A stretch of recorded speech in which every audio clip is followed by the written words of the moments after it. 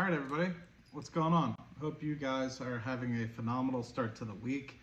Markets are pretty volatile, but that's not what we're here to talk about today. Two things I want to talk about. So I've been making a little bit more TikTok content lately, and with that, traffic is kind of amped up there. Some questions have kind of come along, more specifically around the QYLDs, XYLDs, RYLDs of the world, and why you would invest in something like a JEPI or a DIVO, an XYLD, RYLD. So two things I want to highlight. One, which is the most important, and I'll probably end with, why would you invest in something like that, right? Why would you invest in an income generating ETF that writes options for income? Why would you invest in something like that? And then something that I think a lot of people don't recognize, and I think a lot of people are starting to recognize as the markets have begun a little bit of volatility in recent weeks and have dropped rather severely. I guess in the terms of the S&P dropping over 13% at one point to date as of February 24th, and then the Qs dropping over 20% since the November highs of last year. So I'll start with the easier one, the downside risks associated with these. I think a lot of times people associate income ETFs or dividend payers with lower beta and not necessarily having as much downside risk, and that couldn't be further from the truth. These items invest in exactly what they say they do, the S&P 500, the NASDAQ 100, or say the Russell 2000. And so if you're investing in an XYLD, QYLD, or RYLD respectively, you would anticipate the same drop, or if not, maybe a little bit less than their counterparts, right? What the things that they're investing in are. The place where it would really differ is on the upside. You're capping your upside potential. So if the market ramps back up like we had in March of 2020 and going into April of 2020, you would have seen limited rate of return because you're limiting yourself to writing those covered calls, right? To be able to generate that income. So your downside exposure is the same as if you were to invest in the S&P. It's the same as if you were to invest in QYLD. Where it might differ is if you have a DIVO or a JEPI. And I think that those might be lower volatility. Those might have a little bit lower beta stocks in them. And so you're investing in the industrials, you're investing in things like that, but you're still going to see downside, right? It's not like you're going to get away from it. And I think one of the things that we've realized, us and a lot of the bigger parts of the community, we're really hopping onto NUSI because of something what we had seen in a March of 2020. And with small pullbacks, 5% here, 8% there, we noticed that NUSI wasn't really participating as we expected. We would anticipate, the put side of the collar that we're kind of investing in to go a little bit better. So I feel like a lot of people have sold out of NUSI because you're having a drag on the portfolio and it's not really operating as expected, and probably put more of their money into the JEPIs and the DIVOs of the world, or even XYLDs.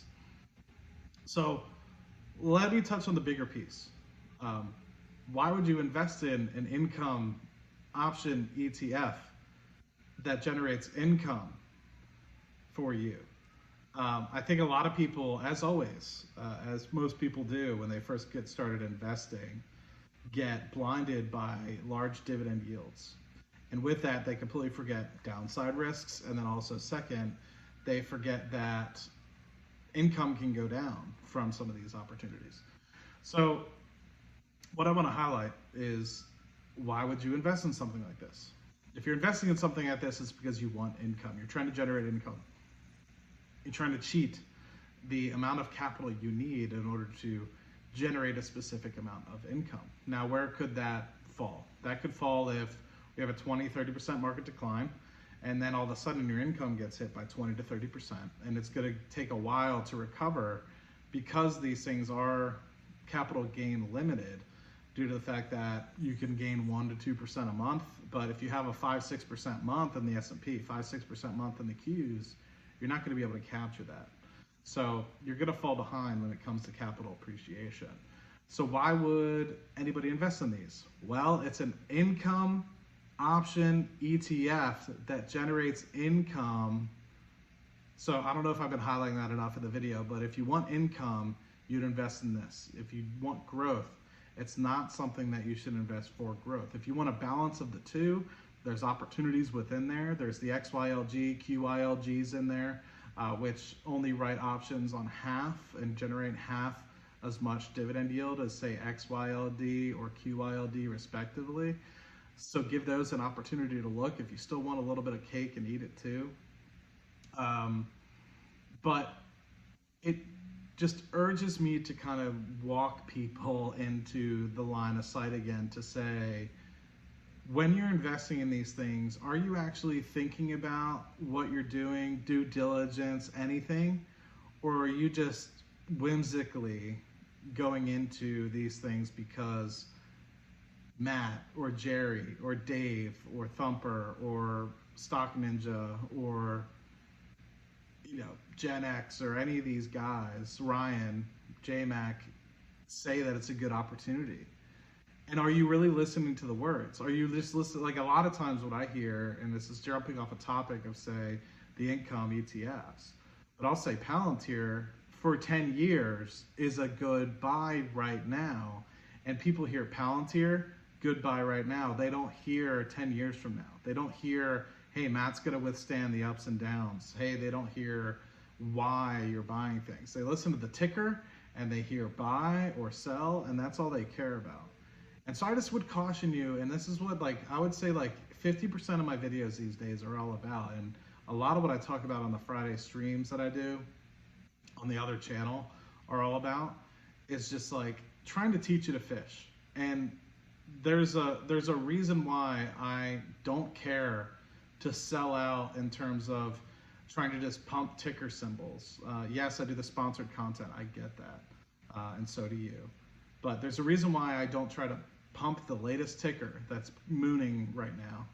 And it's because I want to teach you guys to fish. And if anything, I hope that we embolden a better community because of that here at Matty Capital or Matt Money, because I'm hopefully teaching you how to fish. But I think what ends up coming with that, and that's okay, is lower retention rates, lower engagement rates, less comments, and a lot more hate. But the things that I like to preach are understanding what you're putting your money into. That's where I got where I'm at, right? I've learned, I've been where you're at. I've been trying to find and listen to what people are buying for what reasons. And it led me to find great companies like Stag Industrial and whatnot. But I think what you don't understand is you still have to put a little bit of rigor into, why am I buying this stock? For me, Stag Industrial is a monthly dividend paying stock that was investing in real estate and warehouses, which I thought was a great opportunity. I didn't just buy it because somebody told me to. I read an article and I did some more due diligence and I was like, this is a cool company, I'm gonna buy it. And that was in 2014. And we've all known what's happened to Stag since then. It's done really well. So I just would urge you guys not to just whimsically do stuff, and understand when you're buying an income option ETF that generates income, that you don't expect that it's also going to return 20% a year in terms of capital appreciation every single year, right? You look at the chart and you say, wow, in the bull market, it's kind of stayed flat. I wonder if it's going to stay flat if I somehow invest in it. And the likelihood it is going to stay flat or likely go down because this is how the market works. But anyway, I truly hope that this video sort of helps. I really don't mean it to be mean. I just want to give some refreshers, and I really hope that it starts to hit home. And if I say it enough times, I'll either be saying it to a blind audience, or finally the audience that the Google algorithm will send to me will finally start listening. But truly hope it finds you guys well. We'll love to hear any questions that you guys might have. The green screen's broken today. It's not a beautiful sunny day like it normally is. But I'm gonna go for a drive, and I will see you guys later. If I don't talk to you in a different video, I'll see you on the Friday stream tomorrow. Take care, and I'll see you guys on the next one. Deuces.